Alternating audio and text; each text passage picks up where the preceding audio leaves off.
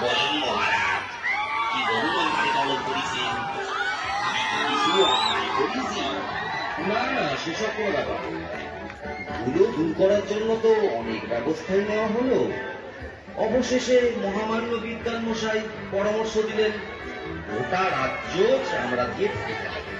তোমার কি মনে হয়? এই ব্যাপার মহারাজ, এই তো সহজ উপায়। এর জন্য এত কিছু করণের দরকার নাই মহারাজ। বটে, তবে শুনি সে কি উপায়?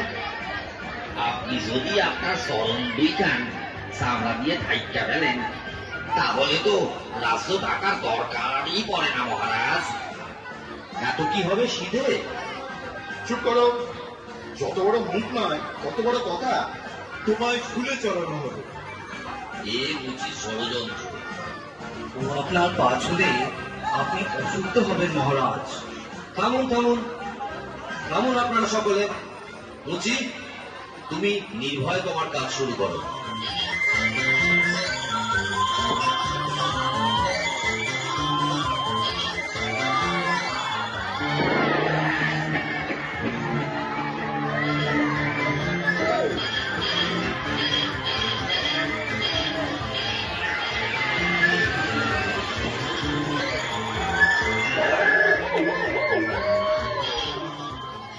এবার দেখুন মহারাজ। বাহ বাহ, এ তো চমৎকার দেখতে।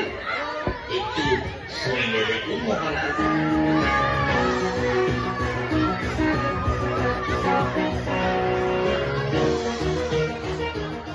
বাহ, বড়ই নরম। এ তো বেশ, পায়েও ধুলো লাগছে না। অতি উত্তম, আমি বড়ই প্রসন্ন। এই নাও তোমার পুরস্কার।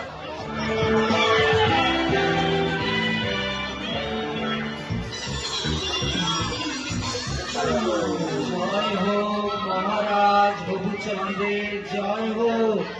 জয় মহারাজ রঘুচন্দ্রের জয় হোক।